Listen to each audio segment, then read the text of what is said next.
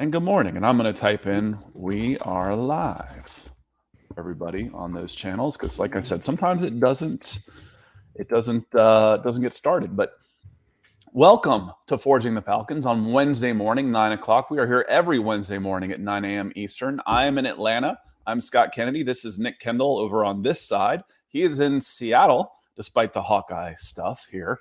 So we are coast to coast covering football.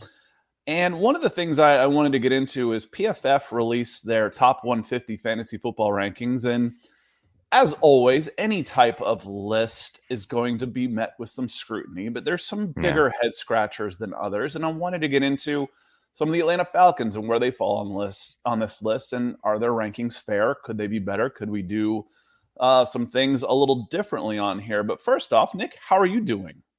I'm doing pretty well. A little tired. Stayed up late doing some unpacking stuff yesterday and just getting everything together, but doing well. Happy to be here. Excited to talk some Atlanta Falcons football and really enjoying the summer. I did tweak my knee, which is kind of pissing me off a bit. I don't know if I can say that on here, but other than that, doing pretty well. Taking it easy on that knee because I got a very busy August planned, so need that knee to be up in action. Well, what's fun is when you get hurt after 30, it bothers you for the rest of your life. So, no big deal. Nothing to look forward to, not to worry about. You're like, oh, that knee, I remember I did that. I twisted it getting out of the car when I was 32 years old. It's still acting up. Yeah, good stuff. Good stuff. I want to say hello to some folks in the chat real quick. Ethan is coming in from across the pond, and that's where I happen to say good morning. And I said, hey, Ethan, Chelsea's doing some business. We share a love of the Blues in London. He says, are you referring to Raheem Sterling? I'm like, well, and they might close on defender Nathan Ake. And I can't pronounce Kubayai's last name out of Syria, but he's a guy I've wanted for a long time. So they're keeping busy. So good morning, Ethan. Jeremy Sean coming in saying good morning. Good morning to you as well. And Joe Cannon coming in on Facebook. So make sure as you are coming in on Facebook, it takes a little bit longer for those to ramp up, but make sure you're hitting that like button and the share button. The page is still growing. I haven't used it a ton. I've gotten more into it recently, getting back into writing and do all that kind of stuff on allfalcons.com. So keep an eye on that page as well. And KT Fireflame. I feel like I recognize KT, but it feels like a different name. Did you change your Facebook name on this? If not, welcome and welcome back and come in. There's a couple things I wanted to get into. When I saw this list, my elite immediately wanted to see, okay, how high is Kyle Pitts? Because Kyle Pitts had a really good rookie season. He had Matt Ryan as his quarterback, who has made a lot of receivers look good in his career, and he's had some really good receivers in his career. There's some question marks about the quarterback position and, with Marcus Mariota, but I think Kyle Pitts' numbers should still be pretty good as a top option and the things that he can do. And if you're a struggling quarterback, I want to find the guy that's 6'6" with a wingspan like a pterodactyl who can run a 4.4. He's my security blanket. Do you agree with that, Nick? That sound, you don't expect much of a drop off for him? He's going to have a great year. I'm excited to see what he can do. I expect a better year for him, honestly. He's, what is he, 20 last year? Couldn't even buy a drink in a bar in Atlanta. Probably not an issue for him. But now he's going to be, that much better. Second year in the offense as well. I'm expecting a big year for Kyle Pitts. I think it was Daniel Jeremiah over on the NFL Network that said fantasy hint on Twitter 2 days ago now, saying like, here, I'm only in one league, but guess what? I'm drafting Kyle Pitts in every single one of my leagues, no matter what.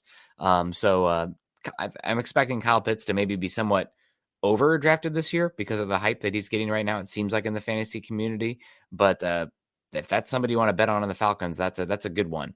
I think he's going to have a great year, and there's not 10,000 options. And also because of the state of the Falcons defense, I'm guessing the Falcons are going to have to be passing a lot in the fourth quarter, which who are you going to throw it to? The guy with the pterodactyl wingspan. Yeah, again, I expect him to have a better season too, even if he's right around the neighborhood of 1,000 yards, because he just broke 1,000 yards. He was right in that neighborhood. This sounds pretty obvious, but with only one touchdown, I expect his touchdown numbers to increase. Yeah, they should at least double, right? He should have more than one touchdown in 17 games. That doesn't sound like a bold statement to me. Even if he has 850 yards, 900 yards, he should go between 6 to 8 touchdowns minimum this year. So it was just kind of a statistical anomaly. Now, Julio Jones and Matt Ryan always got that discussion about, why isn't Julio scoring? Matt Ryan sucks in the red zone. Well, they've got red zone problems, no doubt about it. But Julio Jones was used like a running back. They would throw him a quick screen and he'd have 6 catches for 60 yards on the drive. And by the time they got down to the red zone, he was done. He's on the side. Why is Julio Jones always on the sideline in the red zone? Well, because he got him there on, running back type of touches and he's gassed. That was, one of the reasons, not the only reason, but I noticed that more often than not. So coming in and looking at Kyle Pitts and I'm going to go ahead and this is a premium article, but I'm going to link it anyway. Some of you may have subscriptions or want to look at it, but it's a PFF. It's Dwayne McFarland's top 150. And again, there are some sorting problems in this, which I made reference in an article I wrote this morning, where the guy that's 72 overall and 35 at wide receiver is ranked ahead of the guys that are 75 overall and ranked 30th at receiver. That's just get that cleaned up. I've worked in spreadsheets and rankings forever. It happens. Yeah. But I expect that to get sorted. But to end the suspense here, Kyle Pitts came in at 33. One of my all-time favorite numbers. I was a big Tony Dorsett fan when I was a kid, so 33 is. I think my Instagram handle is actually Skinnity33. So coming in at 33 and tight end 3. There's that number again. There's a 3. Behind guys like Alvin Kamara, Nick Chubb, and wide receivers Keenan Allen, and the 2 tight ends ahead of him are Mark Andrews and Travis Kelce. He's in good company. He's in good company there. I think those numbers are probably about fair going in. But again, I expect 1,000 yards, half a dozen touchdowns. And if he does that this year, he should move up the list rather nicely. Yeah, it should be a good year for him. I guess the big question will be, how does Marcus Mariota get him the football compared to Matt Ryan? It's been a bit since Marcus Mariota has, been a starting quarterback and accumulated a fair amount of snaps and reps and throws in a season. What does that look like? Obviously, Arthur Smith is somebody that he's familiar with, so we can kind of translate that over. Not a one-for-one because he doesn't have a Derrick Henry now, which changes things tremendously. But he didn't have a Kyle Pitts then as well, or maybe even a Drake London type.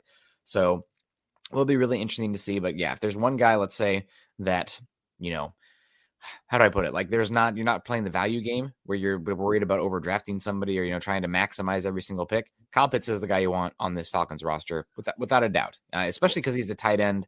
You can list him as a tight end and he's essentially a wide receiver, which you get maximum value for that. That's cheating. That's one of the reasons that Cordero Patterson was so amazing last year at the running back spot. It's because running back, wide receiver, getting all those touchdowns. I mean, you're getting extra value, especially in those PPR leagues. Yeah, and the PPRs for sure. And that's where, and I'll get to this a little bit when we get to some of the running back questions, because there was a couple of big head scratchers here at the very top of this list for me.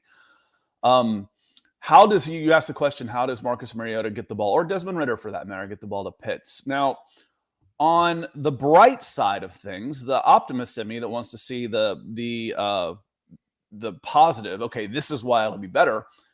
The linebackers that will be clogging the area that Kyle Pitts will be roaming across the middle should have more to focus on with a running quarterback.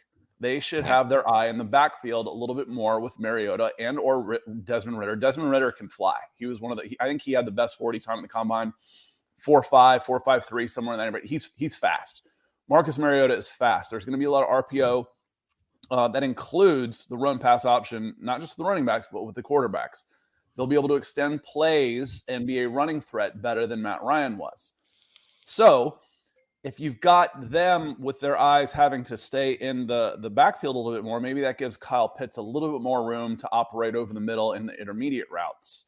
The negative side of things is neither one of those players are nearly as accurate or as good as getting the ball to a receiver during the game as Matt Ryan is. I mean, Matt Ryan's, if he has 4,450 this year in yards with the Colts, he moves into 5th all time in yardage, period, ever, all time. 4,400 yards isn't out of the question for him this year. No. So he was good. He's a good quarterback. But like I said, the optimist says the reason for hope is the linebackers might be a little bit more occupied, and that could be a reason why Kyle Pitts could see things opening up for him over the middle a little bit more with the linebackers in their drop zones. And it will be really interesting to see what Kyle Pitts' actual positional on the field usage is now that Drake London's there and Russell Gage is gone.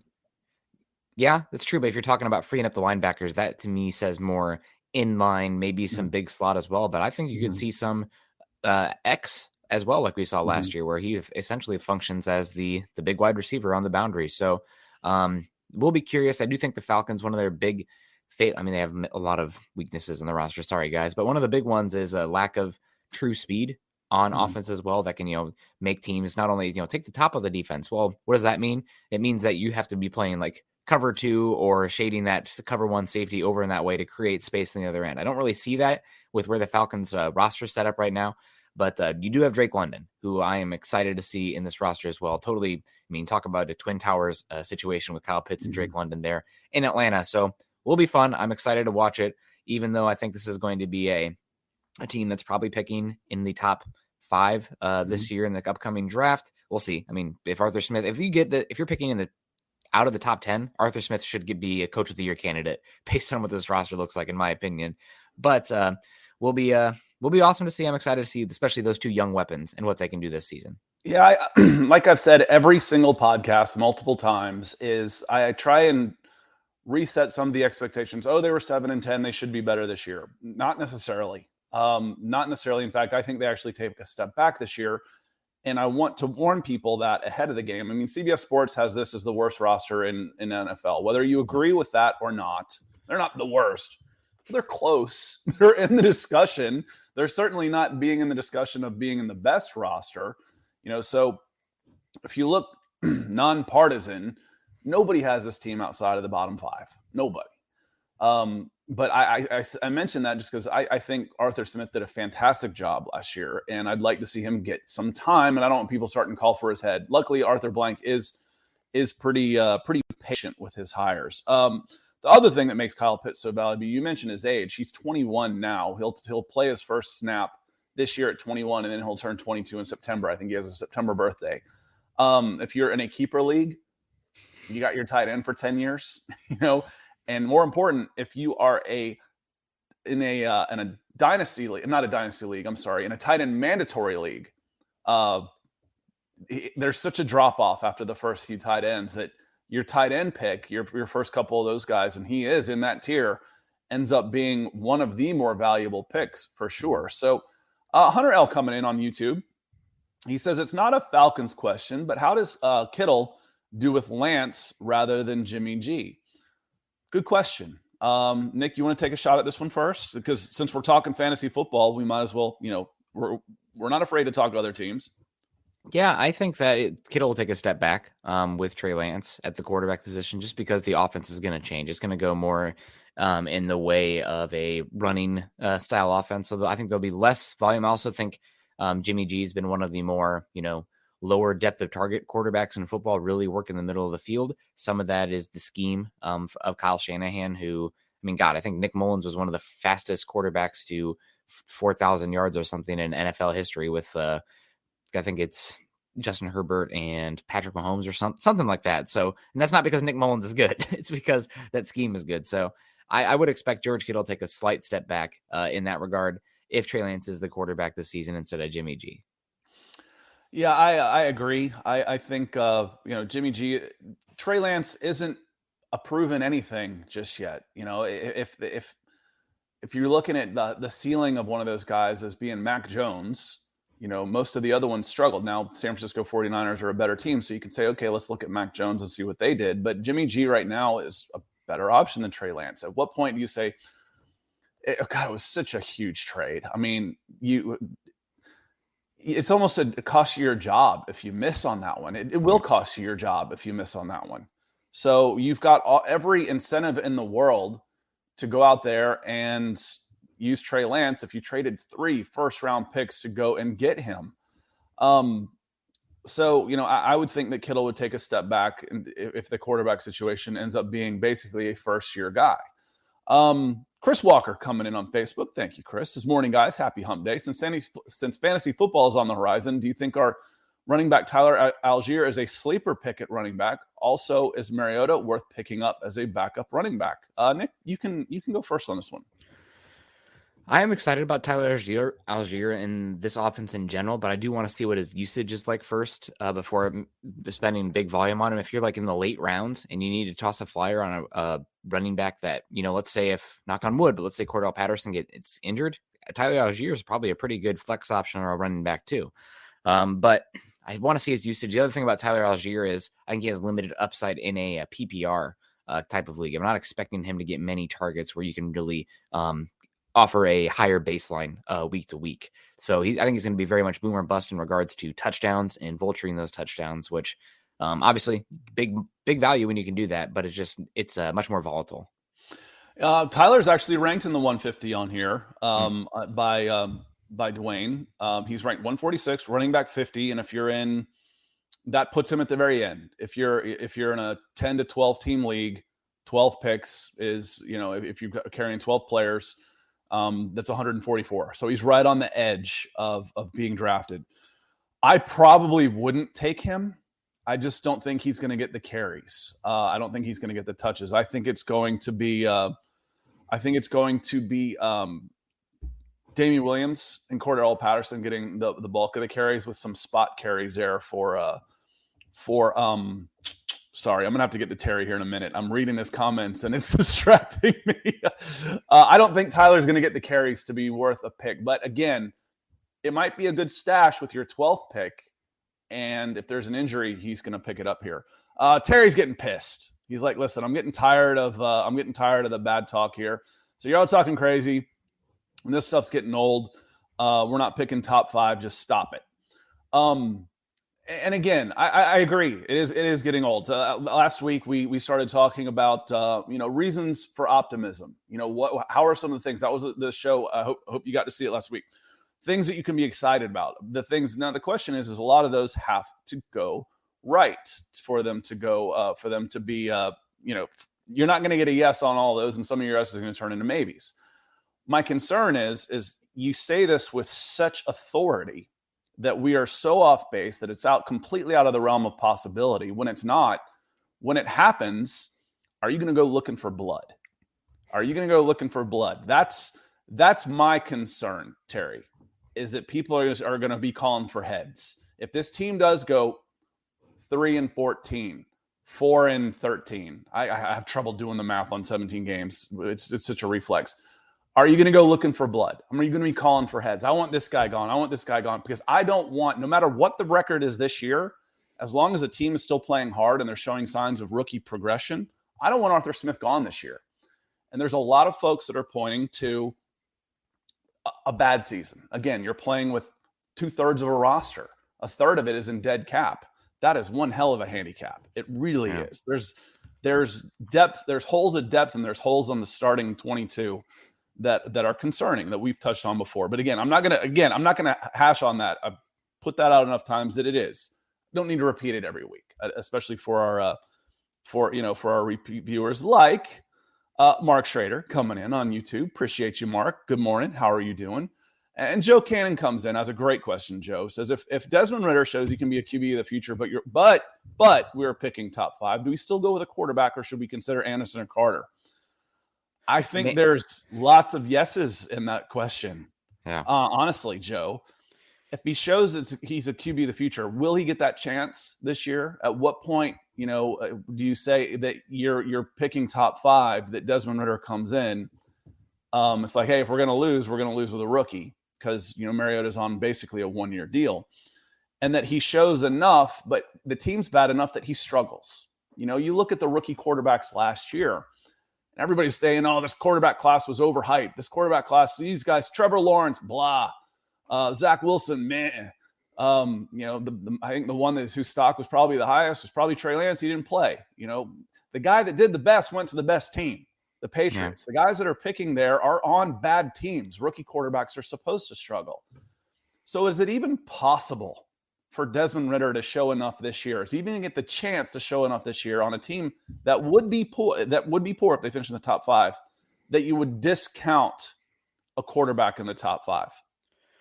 Yeah, the big thing here, this is a little bit of disconnect where I think if Ritter shows enough to completely discount a quarterback in this draft, you're not going to have a chance at Anderson or Carter or one of those quarterbacks.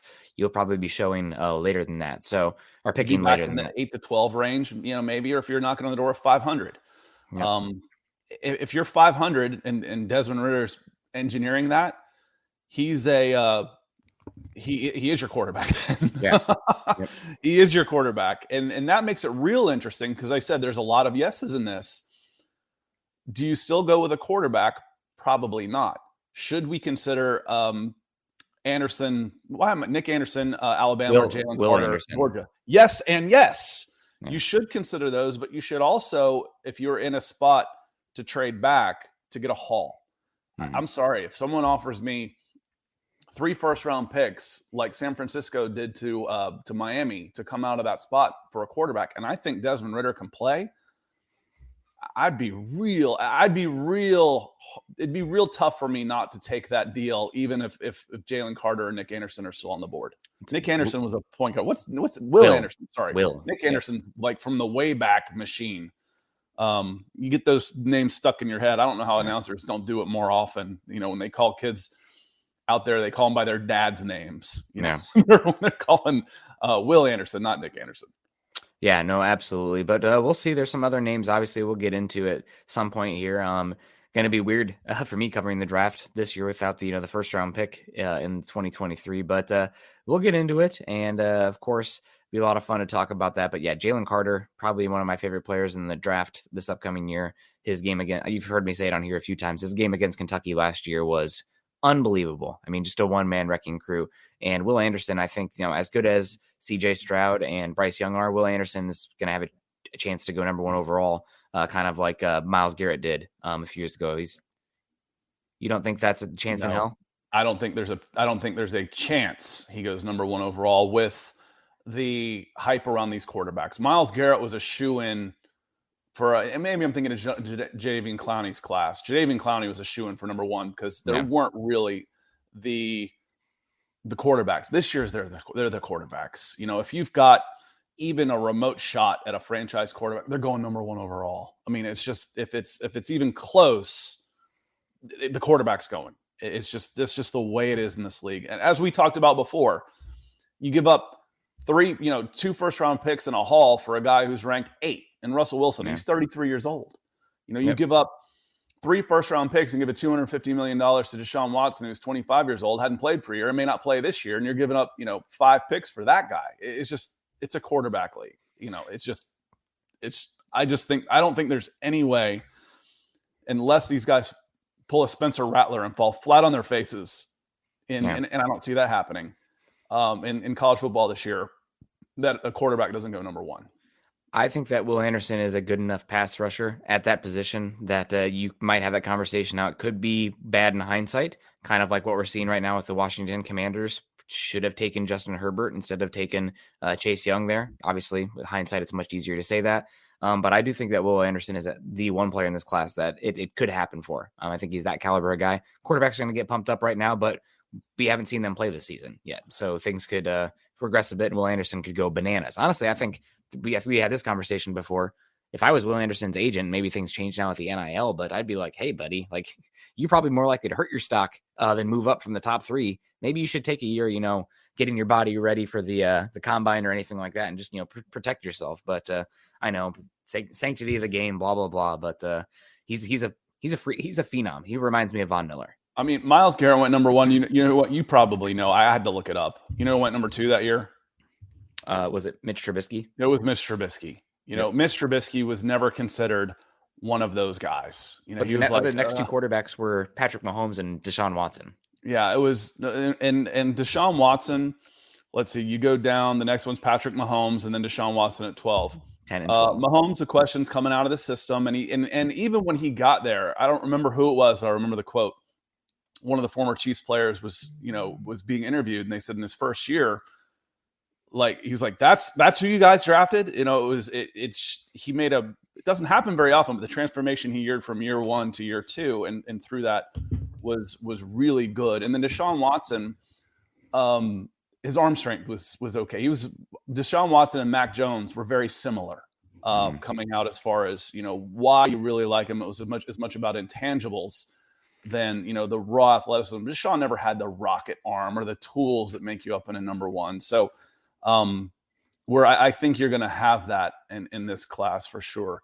If we didn't say good morning to Kevin as we're discussing, Eagles and Hawks and Falcons this morning, Southern Miss with the he's definitely a Hawk. That logo looks an awful lot like yours, Nick. I'm gonna start calling you the Southern Miss guy. I think there was some law stuff involved there between the Hawkeyes and Southern Miss with their logo back a little bit. NAJ coming in saying good morning, Nick and Scott. Sorry I'm late. Hey, we are glad you're here. But get back to the topic at hand. Talking about the fantasy football rankings. Wide receiver, rookie wide receivers. A bunch of them went early. There's some questions around a couple of them with some injuries, but Drake London he was the first wide receiver off the board, and he is the number one ranked rookie wide receiver on this PFF list that I dropped in the chat earlier. And he comes in I had him, now I can't find him. Drake London.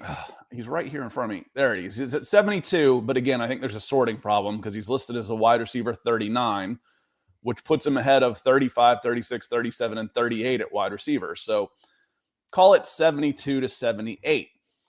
I think once I started, off the top of my head, for a wide receiver 1 to the Atlanta Falcons, that seems a little low. And then I looked and I was like, okay, well, where did the 40th wide receiver? There were 40 receivers, including tight ends, that had 800 yards or more last year. So 800 yards feels like a floor to me. That feels like a floor to me for Drake London. You take this guy number 8 overall. He's going to walk into your starting lineup. He's clearly the most talented wide receiver you have. He might be the second option behind Kyle Pitts, but he's your wide receiver 1. 17 games, that's like 45 yards a game to get 800 yards. That's not too much to expect from a rookie wide receiver. Sorry, I had to. You know what's awesome to expect, though? And I don't say expect because I certainly appreciate it. It's Mark Schrader coming in with a super chat. You rock, Mark. We certainly appreciate all the support you have. And if you have any questions about these guys or any of the guys, please, as always, let us know. But going back to Drake London, about 800 yards and 2 or 3 touchdowns would put him at wide receiver 40. That seems a little low for expectations, even for a rookie for me with this team. I think the numbers will be there based on talent and opportunity. Yeah, no, I agree with you 100%. I guess the big question, the reason they always put those numbers so low is because they account for injury. So if a guy is out 6 games, then poof, there goes all of the averages. So they do that with all players' statistics. I think I heard it from Mike Clay, talked about it before when I was discussing it. Like, why are you so low on player X's output when he had this last year? It's like, well, but this is just a straight list. Yeah. So if you apply that logic to everybody, I was just talking about your numbers. Same handicap. Yeah, more so the numbers you threw out rather than the list. Yeah. I think that kind of speaks to this wide receiver class as well. And also, again, we're coming back to it, just the options at the position, right? After Drake London and Kyle Pitts, a lot of question marks there. So I do expect both those guys to get force-fed a lot of targets per game, even if it's a lower volume passing offense compared to, what was it, Brian Edwards. Those you want to be giving Drake London and Kyle Pitts all the chances they possibly can. And also it's a growth season. So give them every opportunity to, work on their game with a high volume of targets. Yeah. I mean, 3 catches at 15-yard average over the course of a season, that should put him there. I would consider that a floor. I really would. So I started thinking, okay, there were 26 receivers that had 1,000 or more yards last year. 1,000 yards, half a dozen touchdowns puts him at the Hollywood Brown number. That's what Hollywood Brown had 1,008 yards and 6 touchdowns. I'm like, okay, that's starting to feel more like a ceiling, which put Hollywood Brown, I think, at 35 overall and the 16th wide receiver coming into this year. Now, his numbers might go up some. There might be some consideration. Hey, he's playing in Arizona. Kyler Murray, his numbers might go up some. But I don't think it's out of the question to think that he could have those numbers. And you know who comes in right behind Hollywood Brown is Cortland Sutton. I know we got a lot of Broncos that end up watching this. So I'm not saying that again, this isn't a who's better list. This is a production list. Cortland Sutton's going to have to share the ball around a lot. If you were to say 1,000 yards and half a dozen touchdowns for Cortland Sutton right now, you'd probably take it. Yeah. You'd probably say, yeah, I'll take that, because, you know, Jerry Jeudy, Tim Patrick, Okwuegbunam, Javonte Williams, all those guys will be taking away touches. But again, for the wide receiver option, Cordero Patterson will get some, but he'll get a lot of touches at running back. Kyle Pitts will get a ton, and Drake London should get a ton. Just out of pure opportunity, they're going to scheme ways to get him their first-round draft pick the ball. So I think that they're actually sleeping a little bit on Drake London coming in as wide receiver, late 30s in the 72s. I think 1,000 yards and half a dozen touchdowns is a realistic option for him this year. Yeah, I mean, both Pitts and London, the big question for me is what's going to be the go-to? Who's going to be the go-to in the red zone? Because obviously touchdowns are a big contributor in fantasy football. That even goes more so for standard leagues. So is it going to be 50-50? Is there going to be one guy who's preferenced over the other in the red zone? Really curious to see that. Haven't heard anything about that. Obviously, why would they? Oh, we're going to try to get Kyle Pitts the ball. Let's everybody, hey, game plan for this. But we'll be curious to see that. One of these guys is going to pop and be a very good starter for a team right now. I think Kyle Pitts is the safer option because you have less options at tight end than wide receiver. But if you're playing in a league that is 3 starting wide receivers and a flex, Drake London definitely is somebody that I'd be targeting there in that area. So he's going to be a good player this year, really mature player. Also, I'm excited about his versatility. He's not just going to be, an outside player. Drake London did some of his best work in college as a big slot. So you can play matchup ball with him, which I think makes him a little bit more week-to-week stable for your outputs. You can invert them and have run a 4 wide, and you've got your 2 slots as Kyle Pitts and Drake London, and then you got Olamide Zaccheaus, so you can't even see out wide. It's like, wait a minute, where is he there? The 2 guys, we'll just invert these guys. We're gonna play basketball. Yeah. Cordero Patterson also made the list, coming in at 87. I also think that's a little low for him. He had 1,200 yards and about 12 touchdowns combined last year. So this is banking on he's not going to repeat those numbers. And I don't know that he's going to repeat them either. That was a breakout year for him at 32 years old. Does he come back to the norm? Not even the norm, because it was so much better than anything he ever did. But does his numbers regress just a little bit in 2022? That wouldn't be totally shocking, would it? No, not at all. I think that's definitely a possibility. But we'll see.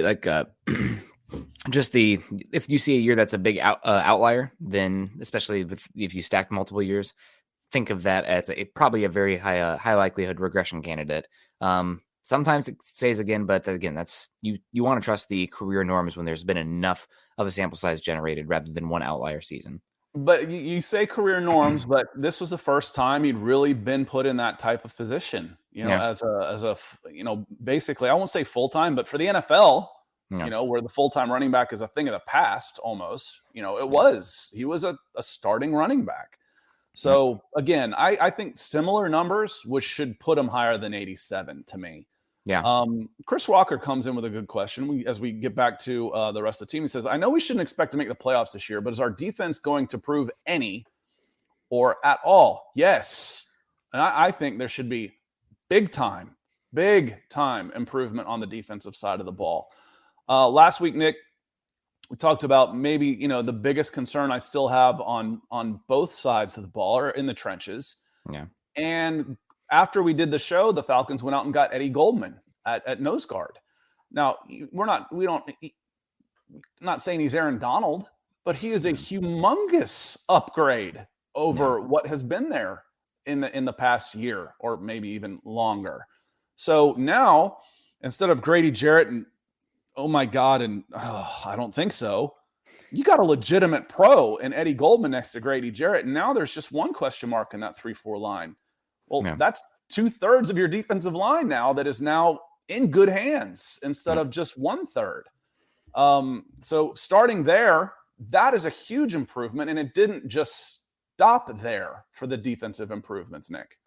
Yeah, nope. It's a big one. Also, you talk about the edge rushers should be better better than last year.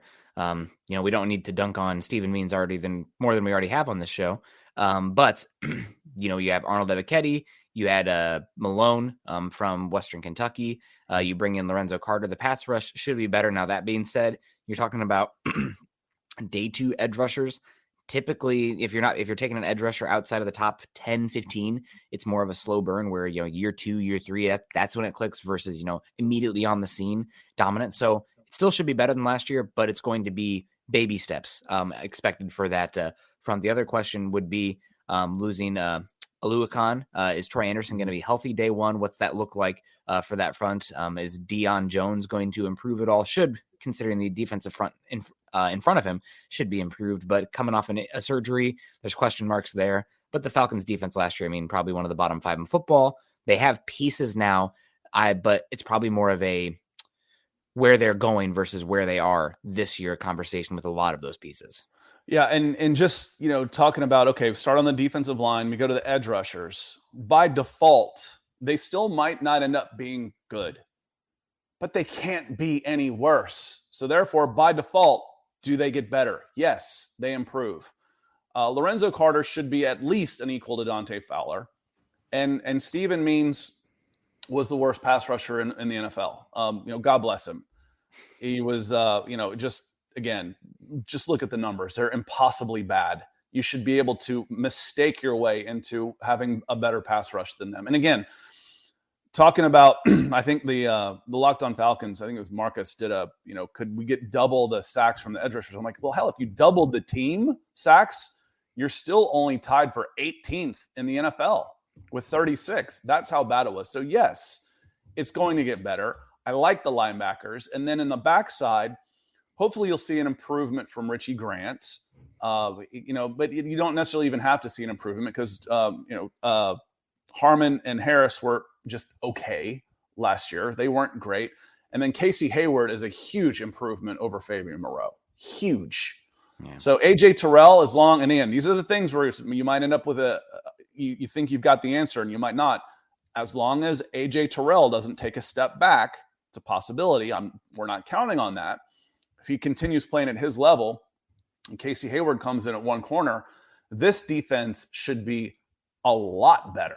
And not just better, they should be more exciting. It should give you more options to send pressure from different places where you couldn't get any pressure with the blitz, you couldn't get any pressure without a blitz, and you couldn't cover anybody for long enough. It was just try and hold on and keep it close and maybe kick a Younghoe Koo field goal at the end. So yes, this defense should be improved a lot, Chris. Yeah. You'd hope so. I guess there is one thing that could happen that maybe you have a question mark here and we're banking on. I think this is the one thing we'll write in Sharpie is going to be a stud, but there's a chance for regression. And also especially if you have a small injury, and that's AJ Terrell, who's, one of the top 5 cornerbacks in football. Let's say he pulls his hammy, knock on wood. Yeah. But for the cornerback position, that's one reason that the position tends to fall off more dramatically than any other in football. It's such a space and a reactionary mirroring position that if you're tweaked at all, you go from feeling, let's say 95% to 80, your form will drop at crazy levels. So that's something that could totally change the integrity, the structure of the back 7 and even though you have improvements in the front, the defense could regress a bit because that's how good he was last margins, year. And there is zero depth on this team, where there's holes in the starting 11. So there's no depth, except maybe linebacker, for maybe linebacker, an inside linebacker. I like Rashaan Evans. Deion Jones can do a job for sure. And I really like Troy Anderson. Those 3 at minimum. And then you drop in Michael Walker in there and see what he's going to do. I think that's the one place where you have some decent depth is at the linebacker position. And that's a devalued position. But I do like those guys. Michael Ranquillo coming in says, good morning, Scott and Nick. I'm fortunate the Falcons have a great show. Well, thank you, sir. And Joe Cannon also saying, with Pitts, London, Patterson, Edwards as receiving option, we should have something nice. Yeah, there are. Now, the question is, and why I wasn't all about a receiver, the last 2 seasons, really, in the draft, is because you still have questions on the offensive line, huge questions on the offensive line. And now you've got questions at quarterback, too. So The receivers are being there, but do you do this Cincinnati Bengals style? We've referenced the Cincinnati Bengals several times, and how they dumped some high draft picks and $300 million in free agency, and then got their quarterback. And then they went out and got their quarterback. And 2 years after they get their quarterback, they're in the Super Bowl. So I feel like if we're using the Cincinnati Bengals as the 2021 Cincinnati Bengals as a reference point, I feel like it's 2018, 2019, where they're getting some pieces and they're loading up because the Falcons are going to have a ton of money next year. And then they can start adding premium players instead of bargain basement guys who are looking for a chance to start every day. Eddie Goldman will come in and be an immediate starter, and he's cheap, for what they do. So it'll be nice to, when you've had to shop and budget like that, you become a much better evaluator. I'll tell you that much. So Terry Fontenot and the general manager and Arthur Smith, when they get some money, they use it wisely. They can build a really good team pretty quickly. Yeah. Will be really interesting to see how it turns around. Again, this is a building year, and I know that, who is it? Terry getting upset at us. I'm full belief that this year would be better for the Falcons to, take their bumps and bruises and come out on top with a pick this year, but really bounce off the bottom. I mean, the perfect example here, and the team that I think you'd love to emulate would be the Cincinnati Bengals, who were, terrible for years, but they were quietly making some good draft picks here and there. And then they had that 1 year where they bottomed out and got Joe Burrow. And man, they bounced off the floor hard. I mean, 2 years later in the Super Bowl. And with the way the NFC is set up right now, I don't think that's out of the possibility for the Falcons. I mean, is that likely? No, because a lot of things had to go right for the Bengals to even get there. But there's not a lot of young stud quarterbacks in the NFC that would be in the way. Is that if you landed a CJ Stroud and he hit pretty quickly like a Joe Burrow or Justin Herbert have, you're in the conversation. So I think it's definitely a year where even if the results in the win-loss column aren't there, you're looking for those individual players who are like, okay, who's going to be a part of this life raft conversation that is for 2023, 2024 and beyond. That's what this season is about. And that's what, again, I can say it as somebody who covers and supports the Broncos. That's where we've been for the last 4 or 5 years where, okay, well, who's going to be a part of this next era in Denver? Because right now the win-loss, while we're pulling forward in the moment, this is going to be a forgettable team, a forgettable season where we kind of have an idea where it's going. And anything you get, if you make the playoffs or anything, that's just gravy. But I don't think the expectations should be there. And as you mentioned, then you shouldn't come with fury for Fontenot and Smith as well. Yeah, and again, hitting on free agency, we forget, but the Bengals spent a ton and they hit. They spent in the trenches, edge rushers, defensive line. And they hit. They did very well. How are they able to smother the Chiefs when the Buffalo Bills couldn't? They had a better defense. They had a much better pass rush. So I'm very curious. The next 14 months, next year in free agency is going to be a lot of fun for the Atlanta Falcons. It hasn't been fun the last 2 years. It's been how do we dump salary and find guys that can come in and play. Let's see who's used to play for the Chicago Bears. That's how it's been over the last year or so. I expect it to get better. And there's some discussion here between Joe and Chris. They're talking about how the defense wasn't as bad last year as it's been in years before. It can still improve, and I expect it to. And again, a lot of that was scheme. Chris says, I know it was bad last year, but it was bad under Quinn, but our roster talent was considerably worse last season. And that's where Joe says, Dean Pease was a huge improvement. Now he came out of retirement. How long is he going to be around? He got it done a lot with smoke and mirrors. And, just, again, making you go the long way, keeping possessions down and making them work their way down the field to score. It certainly wasn't because they were beating us on huge plays, beating the Falcons on big plays because we were taking a lot of chances because they weren't. 18 sacks. Come on. But, you got a couple of journeymen at safety. Your pass rush was, well, we've hit on that. You had some good linebackers and a wonderful second-year corner. Wonderful. So, Nick, we got just a couple minutes on here, and I want to hit real quick before we get out of here, because this one, again, the going back to the top of the show and the PFF 150, number 2, Jonathan Taylor is number 1. I think that makes just a lot of sense. Jonathan Taylor, more than 500 yards, better than the next running back. Number 2, though, isn't Derrick Henry, isn't a wide receiver. It's Christian McCaffrey. Hmm. It's Christian McCaffrey coming in. I want to be in a league with this guy if you've got the number 2 pick and I've got the number 3 pick and you're taking Christian McCaffrey. I understand to a certain extent, but you don't then have Derrick Henry at number 9 overall in the 4th running back. How do you punish Derrick Henry for 900-yard season when McCaffrey hasn't rushed for 700 yards in the last 2 years combined and could be just about done, can't stay on the field? How do you take Christian McCaffrey as a running back 2, the number 2 overall player? You can't, can you? I would not do it over Derrick Henry. I guess if it was a PPR league, you maybe can, like a pure PPR league, you can have a conversation. You got to be on the field. Yeah. You're banking on a lot of hope and upside there. I would say that the Panthers' offensive line has improved, and with Baker Mayfield added, you do have a bump there as well in comparison to Sam Darnold. But that's a risky pick. That's one of those ones where I'm probably just putting Derrick Henry in my back pocket and being like, okay, I'm going to lean with him. 3 overall, maybe we're starting to have that conversation, but I don't feel very good. I'd rather have a pick closer to the turnaround at the bottom of the first round than taking Christian McCaffrey. If I'm in a keeper league, I'm trying to make me trade. We talk about running backs in their second contracts, especially the diminutive one. I mean, he's not small. He's small-ish. Austin Eckler was the running back 3 ahead of Derrick Henry. And that one seemed to me just off the cuff a little bit of a head-scratcher until I started looking at his receiving numbers. His receiving numbers put him in the list where his overall numbers were very close to Jonathan Taylor. He had 20 touchdowns and 2,000 yards from scrimmage. I'm like, okay. And he had 90 catches 2 years ago. I'm like, okay. In a PPR league, he might be number 1 for God's sakes. Yeah, it would be, I'm a big fan of Christian McCaffrey, the person. So hopefully he can kind of get it together and get healthy, not for the Falcons' sake, but just in general. But we got Ethan coming in here, helping us start to wrap it up, saying, great show as always, guys. Any sponsors? Today's podcast is sponsored by my dog Summit. He's being a good boy upstairs. I can hear him whining though. Yeah. This today's show, as we get out of here, and we're going to head over to Beckoning the Broncos is back. Kim is back today. But any sponsors for today? Yeah, we'll say the show was brought to you by Ethan, the DWI guys in London. So if you ever need some legal help or advice, make sure you look up the DWI guys in the UK.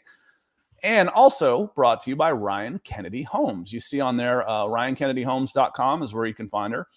And just a knowledgeable experience. The market's cooling just a little bit. It's cooling a little bit. So you need a realtor as much as ever to make sure that you're pricing your home correctly. Or if you're trying to get into the market, you still need to know when these houses are coming up, because some of these houses aren't even hitting the market. And if you don't have a realtor, you're not going to get into the market at all. So check out Ryan Kennedy Homes of Keller Williams.